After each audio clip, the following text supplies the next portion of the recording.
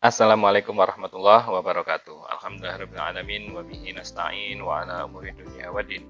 Wassalatu wassalamu ala asyrafil anbiya'i wal mursalin sayyidina Muhammadin wa ala alihi wa sahbihi ajma'in, amma ba'du. Adik-adik sekalian yang dirahmati Allah dimanapun kalian semuanya berada, mari kita lanjutkan kuliah kita pada kesempatan kali ini. Dan materi kita adalah tentang bab tayamum dan tata cara bersuci yang berpenutup. Nah, yang dimaksud dengan penutup di sini adalah penutup luka, gitu ya.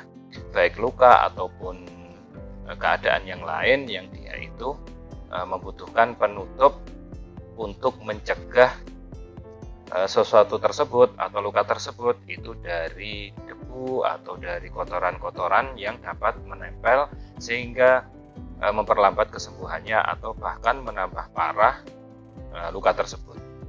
Nah, itu yang dimaksud dengan penutup. Nah, dan penutup ini bisa di anggota wudhu atau di anggota tayamum atau juga di selain anggota wudhu dan tayamum. Nah, maka dari itu mari kita lanjutkan kuliah kita pada kesempatan kali ini.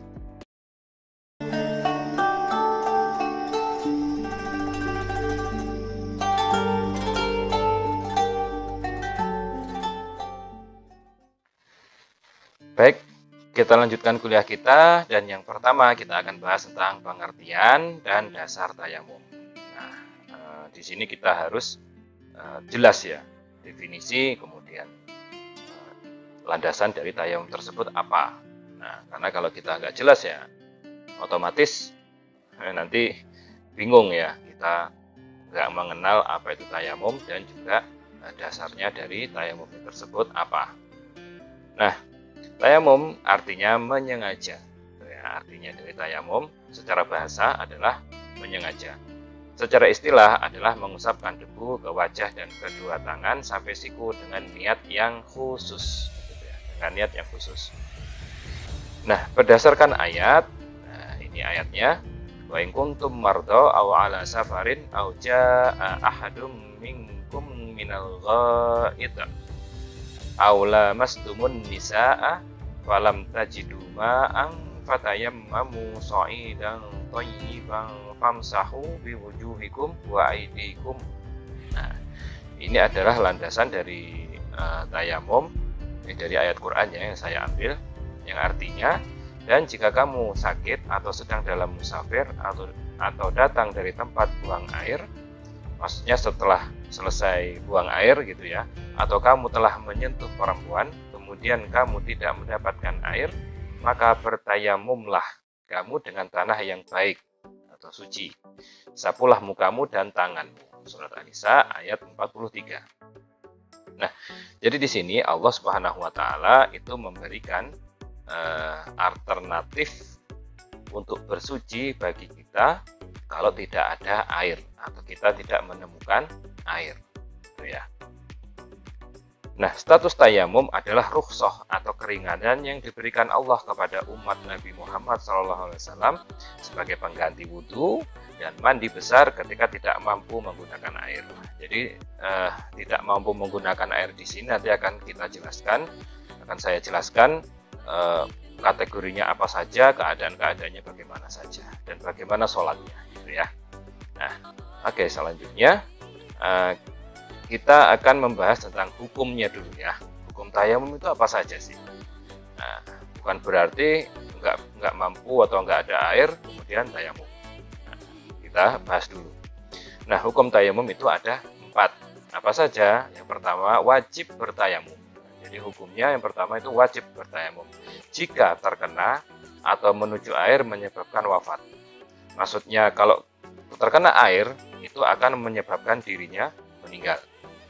Atau ketika menuju air gitu ya, entah itu di hutan ataupun di laut ya, misalkan kita mau ngambil air di laut kok itu dapat menyebabkan kita meninggal gitu kan, karena jatuh tenggelam misalkan, nah itu maka dia wajib tayamum. Dan jika tidak menemukan air dengan panca indera, jadi kita di tempat yang biasanya tidak ada air gitu ya. Di mana itu ya? Di hutan, di gurun pasir gitu. Kalau di rumah biasanya ada air, ya enggak ya. Jadi panca indera kita tidak menemukan air. Nah, yang kedua mubah. Mubah itu boleh, ya. Bukan wajib, tapi boleh. Jika mampu untuk wudhu menggunakan air dan membelinya, tapi harga airnya lebih mahal dari harga biasanya. Nah ini yang seperti ini itu boleh tayamum. Serta jika air tidak ditemukan di awal waktu sholat dan ia mengira adanya air di akhir waktu sholat. Jadi di akhir waktu sholat dia ngira ada air. Nah, dia sholat di awal waktu dengan kemudian pakai wudhu. Pakai tayamum, bukan pakai wudhu. Nah, ini hukumnya tayamumnya boleh. Yang ketiga hukumnya makruh, yaitu mengulangi tayamum. Jadi tayamum cukup sekali saja. Dalam artian ya prosesinya sekali saja, jangan ngusap tangan terus kemudian diusap lagi. Nah, kayaknya nggak kena semua deh. Nggak usah diulang-ulangi begitu ya. Kemudian yang keempat haram. Nah, yang pertama haram tapi sah, yaitu tayamum dengan debu gosok. Debu gosok itu maksudnya begini, kok ada Pak orang ngambil debu gosok ya nggak tahu gitu ya. Fikih itu istilahnya dia membahas sesuatu mungkin yang belum terpikirkan oleh manusia, terpikirkan oleh kita. Nah, yang namanya debu gosok itu saya mau tayamum gitu ya. Kemudian berdebu yang akan saya gunakan tayamum itu diambil orang. Gimana cara ngambil? Ya diambil aja begini. Nah, tanpa izin dari saya, maka disebut debu gosok yang mau dibuat tayamum oleh orang tersebut. Nah, dan tidak sah jika ada air tapi tidak ada penghalangnya. Maksudnya begini, haram dan tayamumnya itu tidak sah gitu ya. Nah, itu kalau ada air ya tidak ada penghalang. Penghalang itu maksudnya ya saya sakit, itu kan penghalang sakit. Atau di dekat air tersebut ada hewan buas, misalkan begitu. Kalau kita ke sana, nanti hewannya akan menyerang kita. Atau misalkan kalau kita mau menuju ke tempat air tersebut, harta kita hilang. Harta kita hilang. Atau harta kita nanti terancam dicuri orang. Nah, itu penghalang-penghalang. Penghalang-penghalang. Nah, kalau nggak ada penghalangnya, kemudian kita tayamum, misalkan kayak begini, suasana begini, ya musim hujan, banyak air gitu kan, ada PDAM lagi sekarang gitu kan, nggak hanya sumur saja, ada air galon. Nah, itu kalau saya tayamum misalkan, nah itu haram dan tayamumnya tidak sah, karena tidak ada sesuatu yang dilegalkan syariah untuk bertayamum gitu ya. Nah, selanjutnya tayamum menduduki kedudukan wudhu ketika orang tersebut berhadas kecil dan menduduki kedudukan mandi besar jika dia berhadas besar. Jadi tayamum itu adalah alternatif pengganti dari wudhu dan mandi besar. Kalau dia kondisinya dia tidak berhadas, kondisinya berhadas kecil, maka dia pengganti wudhu. Kalau kita kondisinya berhadas besar, berarti tayamum itu adalah pengganti mandi besar, gitu ya. Nah, itu kedudukannya tayamum. Oke. Perbedaan antara keduanya apa? Nah, tayamum dari hadas kecil, pembatalnya tayamum itu sebagaimana pembatalnya wudhu. Jadi kalau saya tayamum karena saya berhadas kecil, ya. Nah, itu yang membatalkan tayamum saya itu adalah yang membatalkan wudhu, gitu ya. Nah, tayamum dari hadas besar tidak membatalkan apa yang membatalkan wudhu, akan tapi yang membatalkan tayamumnya adalah melihat air, sedangkan dia mampu untuk menggunakannya. Jadi, kalau saya kondisinya berhadas besar, junub, atau yang perempuan itu haid, gitu ya, setelah selesai haidnya, kemudian dia mau sholat, nggak ada air, gitu ya. Karena nggak adanya ini karena memang tidak ada benar-benar, minta orang yang nggak punya, sumur nggak ada misalkan gitu ya. Nah, maka yang membatalkan itu adalah melihat air gitu ya, bukan yang membatalkan tergantung tayamum ini mengganti apa, mengganti wudhu atau mengganti mandi besar. Oke. Selanjutnya, sebab-sebab tayamum. Nah, ini harap diperhatikan ya. Sebab-sebab yang membolehkan tayamum itu apa? Nah, sebab-sebab tayamum ada 3. Secara akumulasi itu ada 3. Yang pertama, tidak adanya air.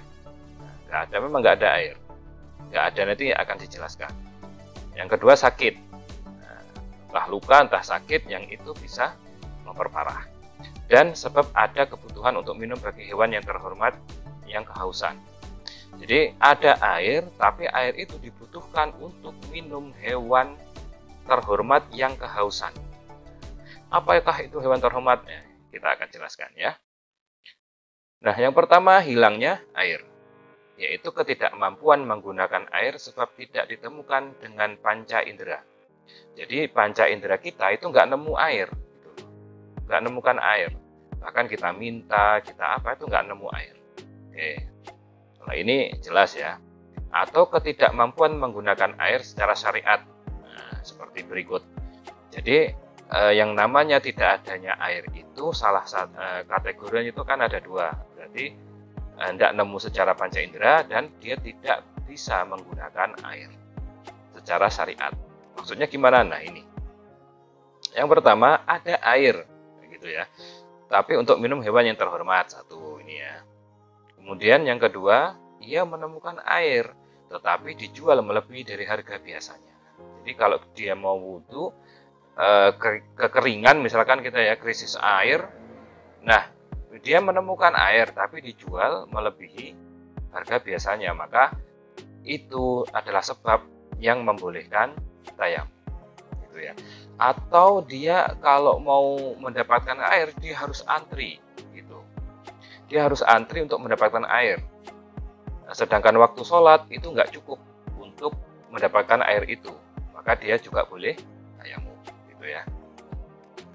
Yang ketiga, ia menemukan air, tapi antara dirinya dan air ada penghalang seperti hewan buas. Kalau kita ke sana, bukan malah dapat air, tapi malah mati, nanti diterkam, gitu kan. Kemudian yang ketiga, menemukan air. Ia menemukan air, tapi takut sakit jika menggunakannya. Jadi kalau terkena air, ada sebuah penyakit yang nanti malah timbul, gitu, atau sakitnya tambah parah. Oke. Nah, sekarang yang kedua, sakit. Nah, hukum bertayamum bagi yang sakit ada 3, yaitu ini ya, hukum yang bertayamum. Yang pertama, wajib bertayamum jika terkena air menyebabkan wafat. Kalau kita sakit, kemudian sakit itu jika kena air bisa bikin kita meninggal gitu ya, mengancam nyawa, itu wajib malah hukumnya bertayamum. Yang kedua, mubah jika terkena air ia takut atau khawatir sakitnya lebih parah. Bukan meninggal, ini levelnya agak rendah dikit gitu ya. Sakitnya lebih parah atau lambat sembuhnya, atau nanti timbul cacat gitu ya. Jadi kena air malah timbul cacat. Yang ketiga, selanjutnya, atau timbul sesuatu yang jelek di anggota yang nampak. Jadi sakitnya itu kalau kena air itu bikin anggota yang tampak itu ya muka gitu ya, tangan, ini kan yang nampak itu malah bikin jelek gitu, misalkan menghitam dan lain sebagainya gitu. Atau sakitnya atau hilangnya fungsi anggota tubuh. Jadi kalau kena air malah fungsi anggota tubuh tersebut hilang atau menurun gitu ya, maka dia mubah untuk boleh untuk bertayamum, bukan wajib ya. Kalau wajib tadi kalau hilangnya nyawa, yang terancam ini nyawa, itu wajib bertayamum. Oke. Selanjutnya yang ketiga, haram. Jadi haram tayamum jika sakitnya ringan dan penggunaan air tidak membahayakan. Sakit ringan itu apa? Ya pilek gitu kan, ya macam-macam lah. Itu dokter yang tahu ya. Yang tahu. Nah, jika ia sakit dan tidak tahu apakah terkena air bisa membahayakan atau tidak, maka hukumnya boleh bertayamum. Gitu ya. Jadi dia sakit saya ini kalau kena air gimana sih, membahayakan atau tidak? Ya, boleh dia bertayamum. Oke. Yang ketiga, sebab ada kebutuhan untuk minum bagi hewan terhormat yang kehausan, gitu ya. Nah, hewan yang terhormat adalah hewan yang diharamkan membunuhnya tanpa sebab syar'i, gitu ya. Tanpa sebab syar'i, tanpa sebab yang sah dan dilegalkan syariat, itu dia haram membunuhnya, maka itu adalah hewan terhormat. Sedangkan hewan yang tidak terhormat, siapa saja mereka? Yaitu orang yang meninggalkan sholat sebab malas atau ingkar. Nah, ternyata dia bukan orang terhormat ya, karena patokannya adalah sholat, gitu ya. Nah, kemudian yang kedua, pezina yang sudah menikah. Nah, ini bukan orang terhormat nih, kehausan biarin aja gitu ya. Kafir harbi itu orang kafir non muslim yang dia menyerang Islam, baik menyerang secara senjata terang-terangan atau menyerang secara ekonomi ataupun budaya, misalkan gitu ya. Kafir harbi itu intinya nggak senang lah sama orang Islam gitu. Yang ketiga, murtad. Yang selanjutnya adalah murtad. Nah, orang murtad itu ternyata bukan seseorang yang terhormat menurut pandangan syariatnya. Kemudian selanjutnya, anjing buas tukang gigit.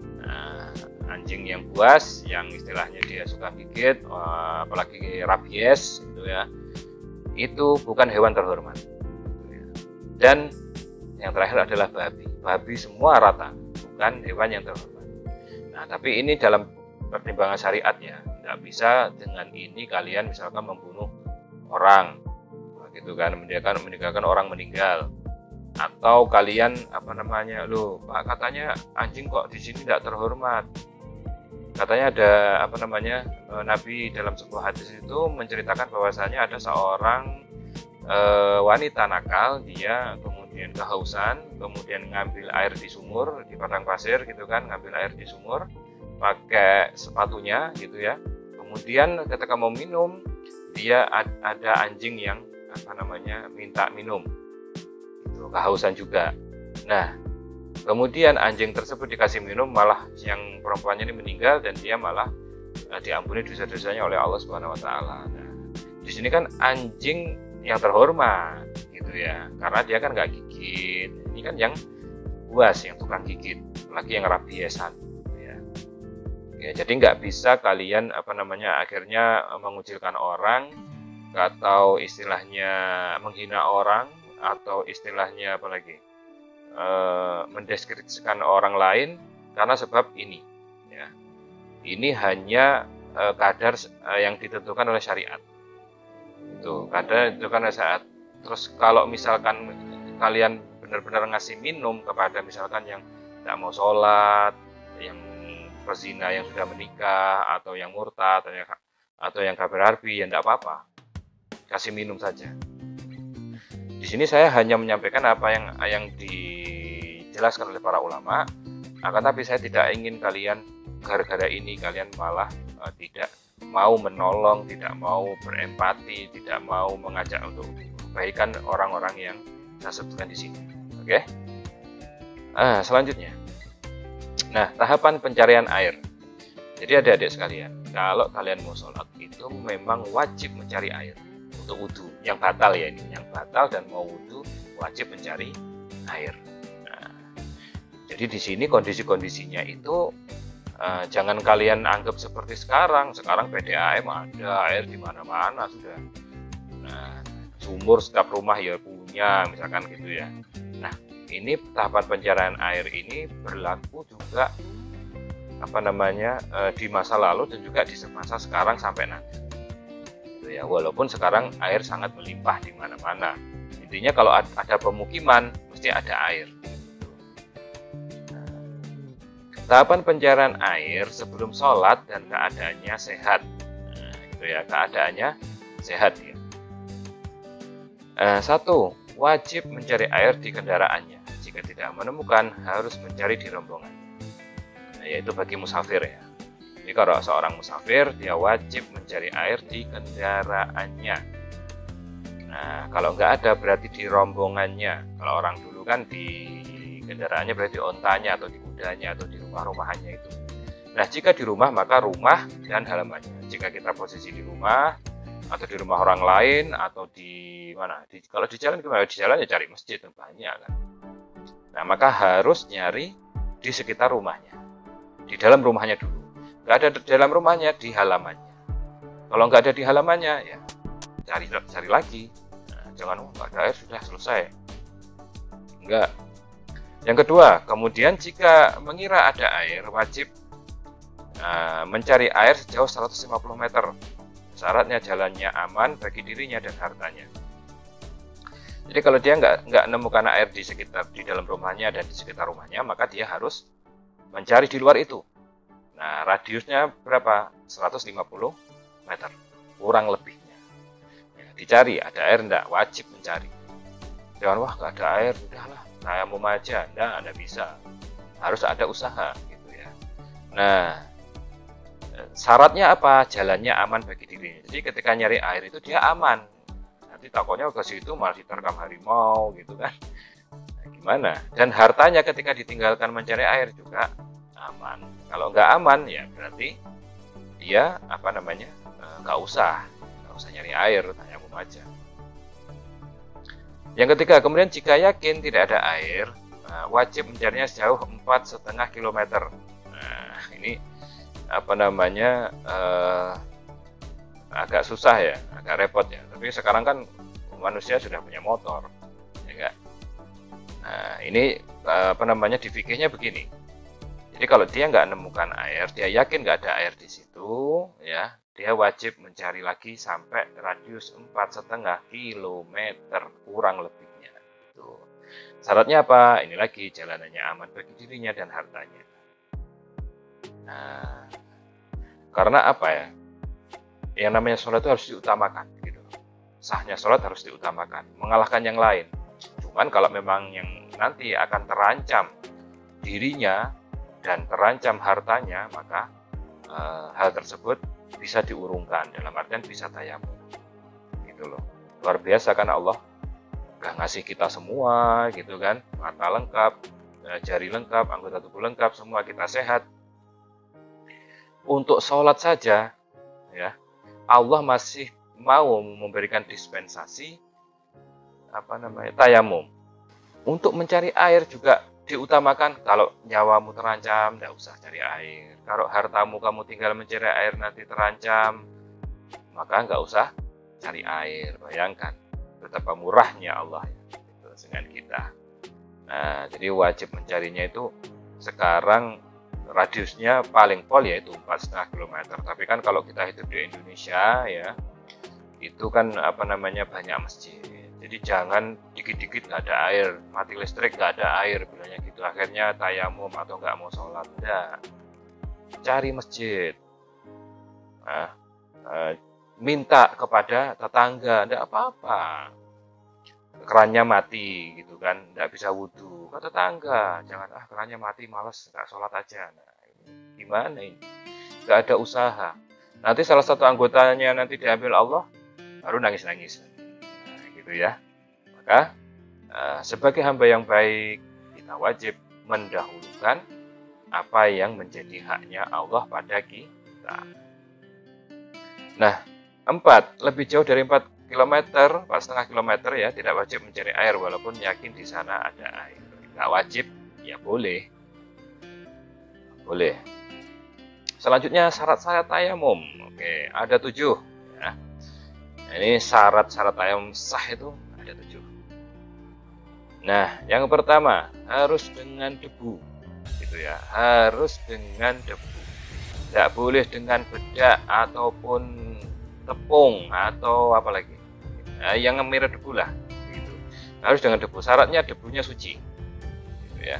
Tidak mustakmal. Tidak mustakmal itu tidak debu bekas orang lain untuk tayamum, gitu ya. Nah, tidak bercampur dengan lainnya, maksudnya bercampur dengan lainnya ya debu, nanti ada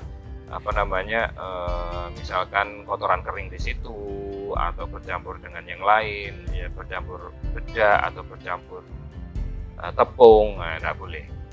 Dan mengandung gubar yang dapat menempel di anggota tubuh. Gubar itu kalau kalian lihat orang nyapu terus terbang-terbang itu namanya gubar. Ya, itu namanya gubar. Bisa juga disebut gubar itu adalah debu. Oke. Nah, ini apa namanya? Wajib ada itu karena itu yang nanti nempel di anggota tubuh kita. Yang dapat menggantikan wudhu dan atau mandi besar. Yang kedua, menyengaja pada debu. Menyengaja itu maksudnya ya kita memang bergerak untuk mendapatkan debu itu. Walaupun misalkan ada angin ya, ada angin yang dia bawa debu, gitu kan. Sekalian apa namanya, enggak nemukan air. Sedangkan itu ada angin, wah kalian niat tayamum dengan cuma berdiri aja begini, angkat tangannya begini, berdiri. Saya niat tayamum bisa itu kena air karena angin yang bawa debu, nggak apa-apa. Gitu ya. Jadi harus menyengaja. 3. Mengusap wajahnya dan kedua tangannya dengan 2 kali ambil. Jadi cara ngambil itu 2 kali dan jangan di tempat yang sama. Gitu ya, di tempat yang sama. Untuk mengusap wajah sekali ambil lagi untuk mengusap kedua tangannya. Kemudian yang keempat, menghilangkan najis terlebih dahulu. Jadi kalau ada najis ya dihilangkan terlebih dahulu. Kalau nggak bisa gitu ya, kalau nggak bisa ya sudah, mau gimana lagi, kan nggak ada air juga, misalkan harus terkena air gitu ya, najisnya bisa hilang karena ada air gitu. Sudah nggak apa-apa, tapi kalau dia tayamum, diusahakan najisnya itu yang menempel di tubuh itu dihilangkan terlebih dahulu. Oke. Yang kelima, menentukan arah kiblat terlebih dahulu. Jadi sebelum tayamum tahu kiblatnya mana, gitu. Dengan nggak tahu dulu, nanti udah tayamum kiblatnya mana ini, nggak sholat nanti. Yang keenam, tayamum harus setelah masuk waktu sholat. Jadi kalau mau tayamum ya harus masuk dulu sholatnya waktunya. Nah, dengan tayamum apa namanya? Ini khusus sholat fardu ya, fardu. Tayamumnya sebelum sholat fardu. Maksudnya sebelum masuk waktu sholat. Jangan. Kecuali tayamum untuk baca Quran misalkan, untuk megang mushaf, itu apa? Yang ketujuh, bertayamum di setiap sholat 5 waktu. Jadi 1 tayamum untuk 1 sholat, gitu ya. 1 tayamum untuk 1 sholat fardu. Gitu. Nanti akan saya jelaskan juga kalau sholat sunnah gimana, kalau yang lain-lain yang butuhkan tayamum gimana. Oke. Selanjutnya, kewajiban. Nah, apa kewajiban dari tayamum? Maksudnya kalau dalam kitab-kitab fikih itu disebutkannya furudut tayamum. Yang fardu-fardu dalam tayamum itu apa? Yang pertama, memindahkan debu dari tempat manapun ke wajah dan kedua tangan. Jadi wajib memindahkan atau menyengaja gitu, ke wajah dan tangan. Jadi debunya dipindahkan atau kita menyengaja tadi. Oke, yang kedua niat. Nah, dengan niat bertayamum agar diperbolehkan sholat. Nah, beberapa niat tayamum. Nah ini, jadi niatnya itu saya niat bertayamum agar diperbolehkan sholat. Kalau bahasa Arabnya, nawaitu tayammuma listibahatis sholati. Jadi bukan nawaitu tayammuma liraf'il hadasi, enggak. Karena tayamum tidak menghilangkan hadas, enggak. Ya, dia hanya keringanan yang mengganti posisi wudhu, nah, karena tidak ada air. Itu saja, atau tidak mampu menggunakan air.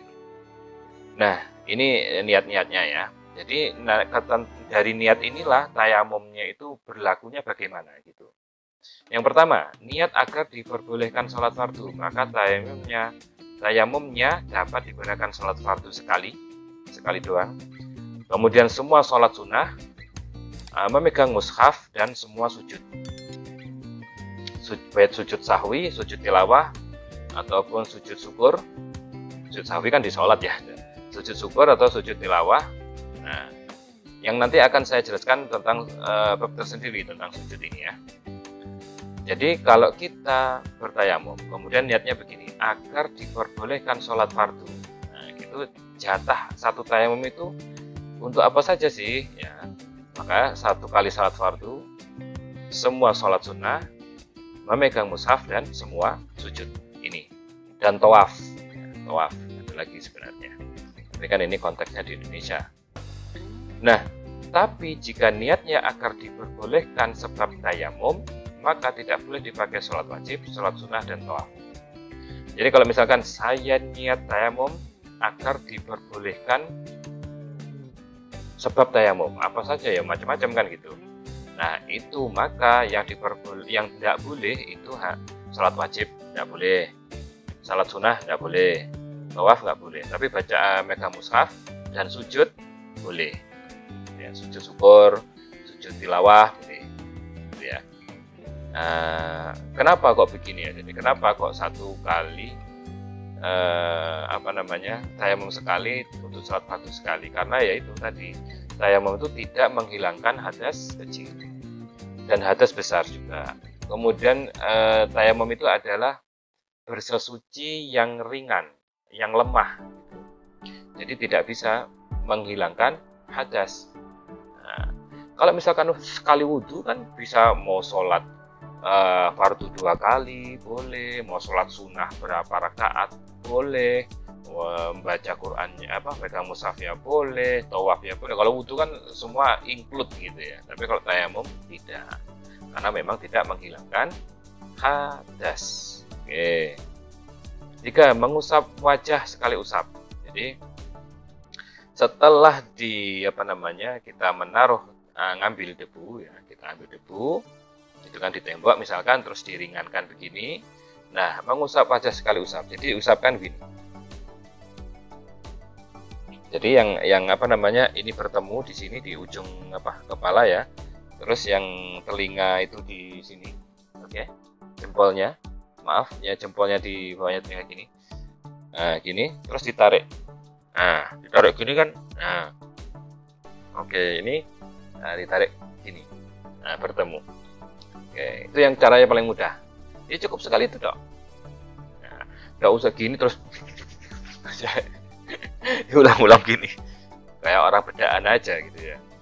Oke, selanjutnya yang keempat, mengusap tangan sampai siku sekali usap. Caranya mengusapkan debu di telapak tangan kiri pada tangan kanan, begitu pula sebaliknya. Jadi setelah yang wajah tadi, ngambil lagi debu. Nah, terus diringankan. Dipukulkan gitu kan, dipukulkan 2 kali atau 3 kali, 2, 3. Nah, yang tangan begini, ini kan tangan kiri saya yang ini. Jadi mengusapkan debu yang di telapak tangan kiri ini, telapak tangan ini pada tangan kanan. Nah, jadi gini, dimulai gini. Nah, gini ya posisinya. Nah, ini tangan kiri saya ini.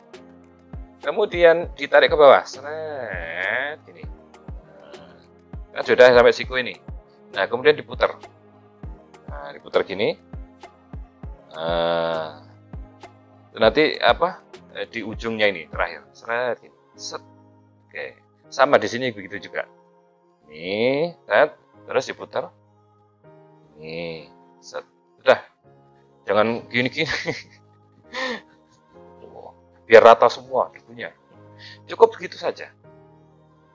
Nah, terus ngambilnya juga jangan langsung di tanah langsung buah gini, debunya banyak banget diginikan sama masih banyak banget ya, nggak usah lebih gitulah intinya. Cukup kita istilahnya ngambil debunya di tempat yang ringan, di tembok gitu ya, di mana ya, di kaca gitu. Itu kan ada debunya.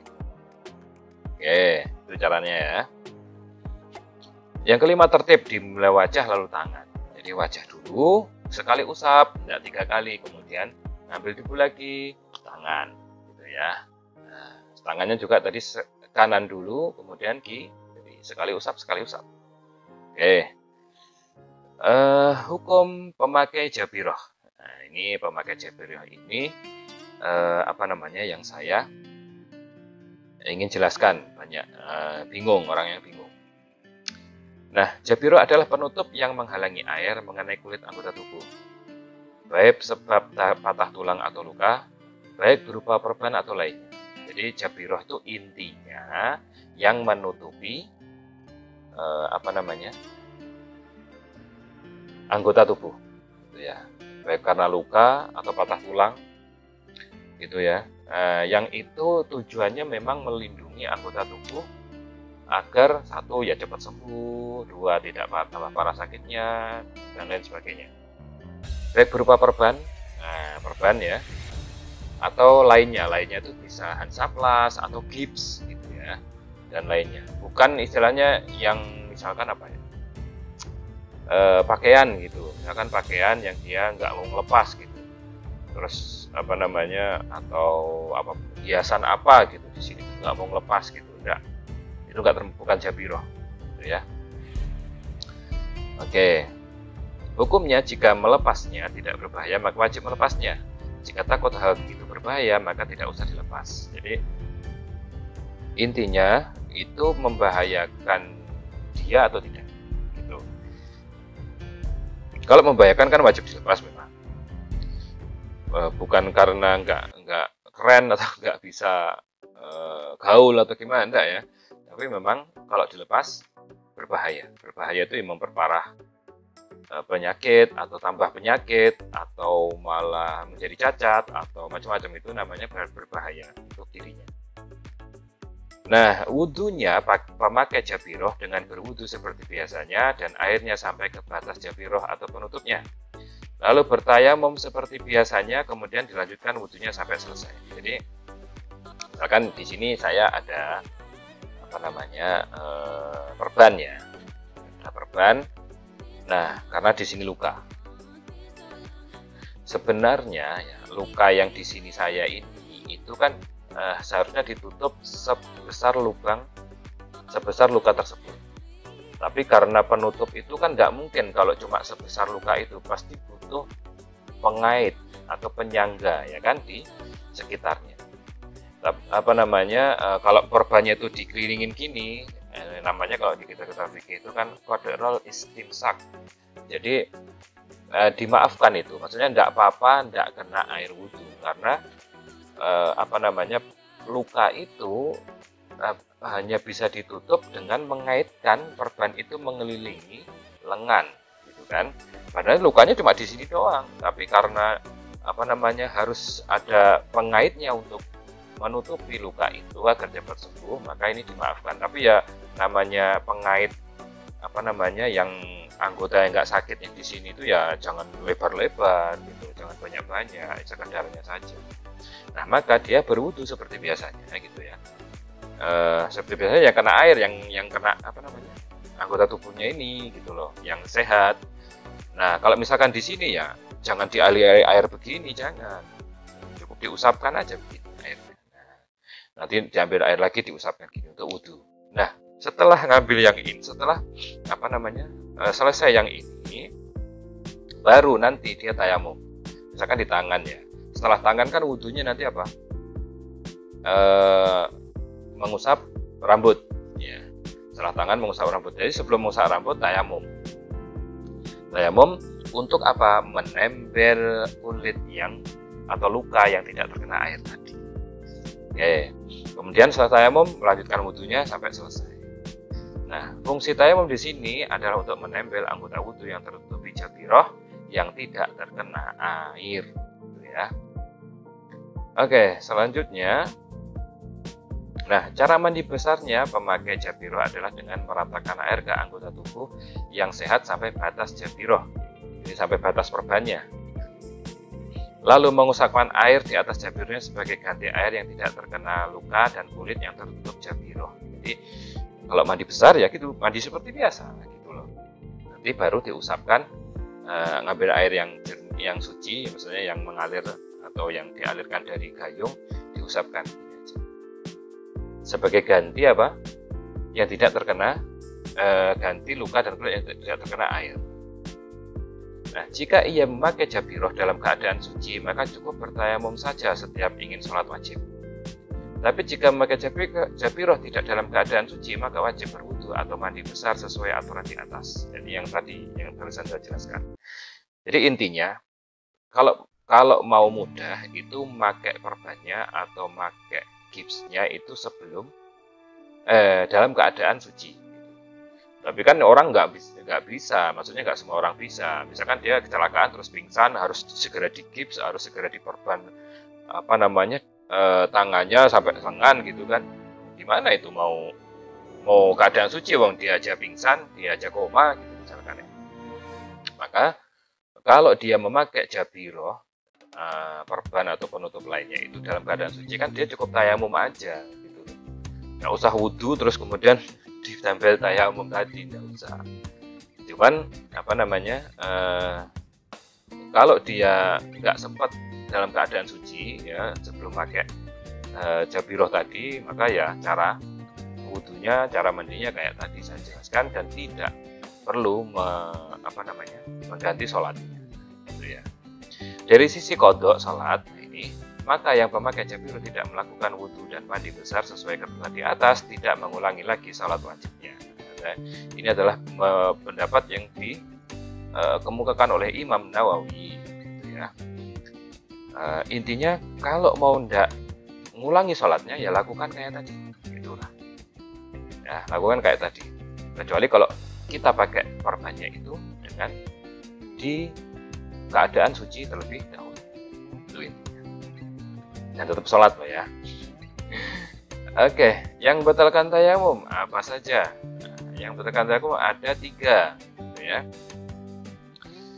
Nah, 1, semua yang batalkan wudhu jika tayamumnya pengganti wudhu bukan pengganti wajib sah. Ada yang batalkan wudhu ada 4, gitu ya. Bertemunya, menyentuh kemaluan 2 lubang bawah, ya. Kemudian bersentuhan antara laki-laki perempuan non mahram tanpa penghalang. Kemudian keluar sesuatu dari 2 lubang bawah, ya, baik angin, cairan ataupun padat. Kemudian dia hilang akal, dalam artian sudah tidur, gitu ya, pingsan, itu batal wudhunya.